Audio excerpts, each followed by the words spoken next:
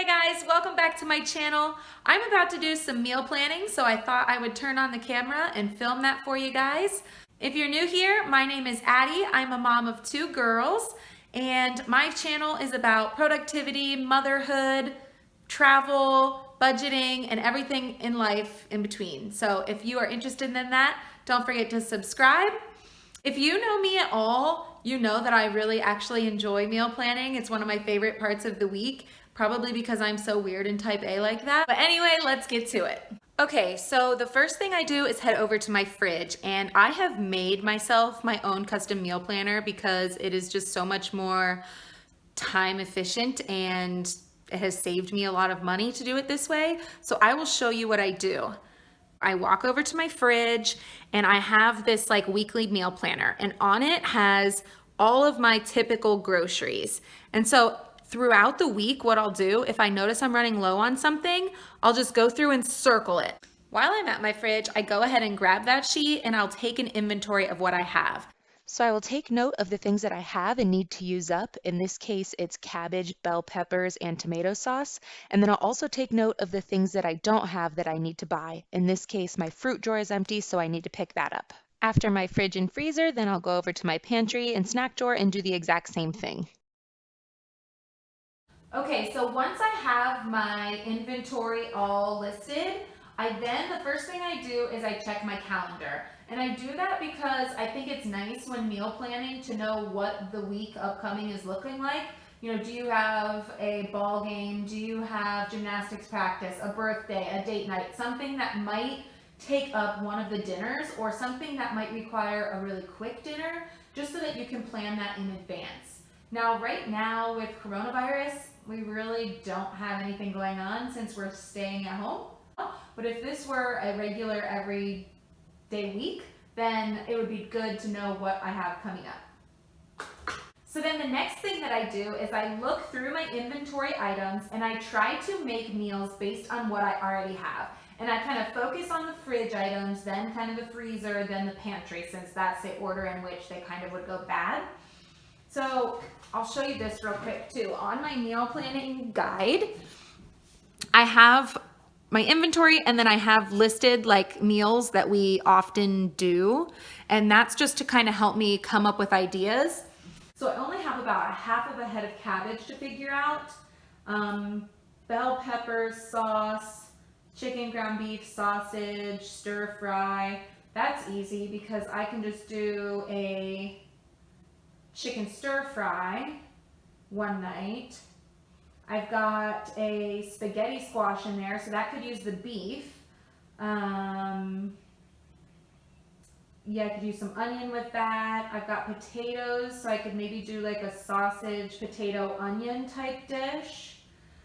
And that's kind of all that's really coming to my mind at the moment. I don't really have anything off the top of my head to use with cabbage or peppers. Maybe peppers with the sausage. Peppers, sausage, potato. That kind of sounds good. So maybe that's an option. And as I kind of think of these meals, I'll start kind of writing them down, not necessarily on a particular day, but just writing them down somewhere. That way I can schedule them for a day some other time, and you'll see what I mean by that in a minute. You know, I really need to use this cabbage, but nothing is coming to mind off the top of my head, and none of these dishes that I have on here are sparking cabbage to me. What I do in this circumstance is if I have an ingredient that I know I need to use, but I can't really think of anything to use it with, then I will either go through some of my cookbooks real quick, and in the index in the back, there's usually listed the ingredients that are used. So I will just check this. I don't see cabbage listed anywhere in here. So in that case, what I'll do is I'll go to allrecipes.com or just Google, and I'll type in, you know, ways to use cabbage. So right now, if I do that, I'm getting a lot of fried cabbage, Asian slaw. You know, I think I might just end up doing like some fried cabbage or some stir fry. So I have stir fried vegetables on here already. And so I could add the cabbage to the stir fry, but I think if I just did fried cabbage one night as a side, that would make my meals go longer, my food go longer. So I think I would rather do that. So let me just write a couple of these meal ideas down, and I'll cross off the inventory as I use it for a meal so that I make sure I'm not overusing what I have and don't have anything once we get to it.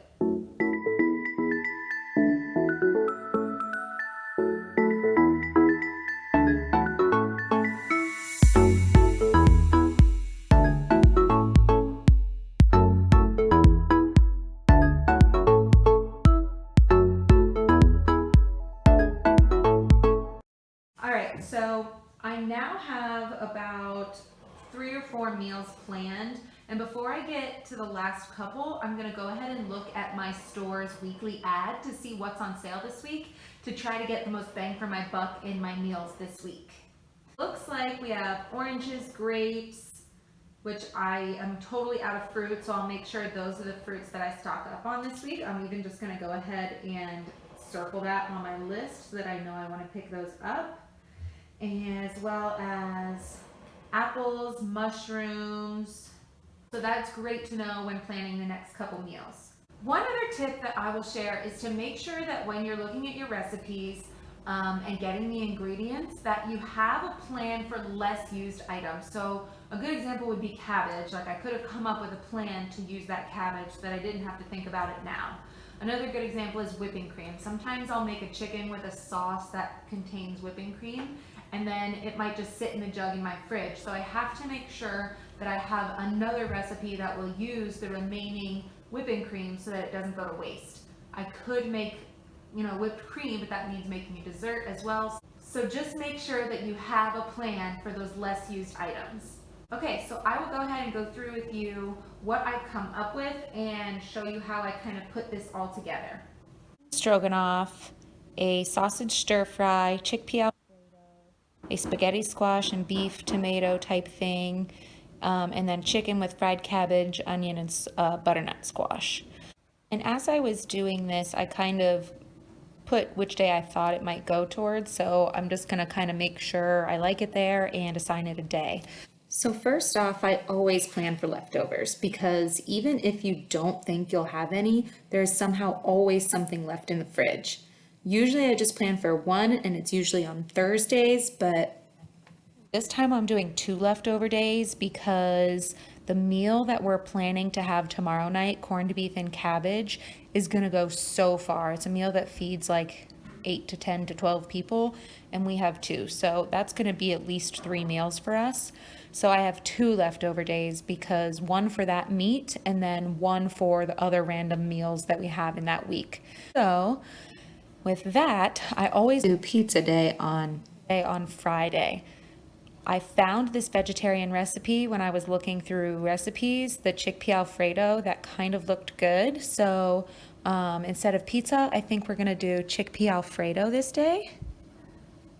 And then basically, I'm just going to go through and fill in the rest of the meals for the rest of the days based on where I think they're going to fit best. Okay, so then you can kind of see how I went through and did that. And as I was thinking about these recipes and kind of came up for sure with the meals, I went through on my shopping list and put these on my list and made sure that as I was doing the recipes, I also filled in what my grocery list would be.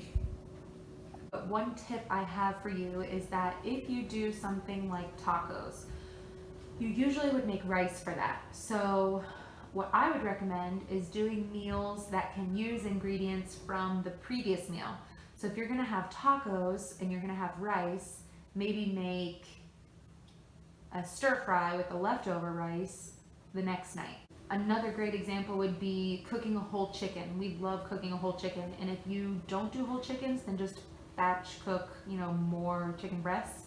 But whole chicken is so easy because you can do whole chicken as your meal with, potatoes and broccoli, and then the next night you can use all the leftover chicken that you didn't eat from the whole chicken. You can use that in a stir fry, or you can use that in like a pasta dish or something like that. So you can use leftovers as part of your meals. and schedule them so that that will, work for you. And that has saved us a lot of time in prep.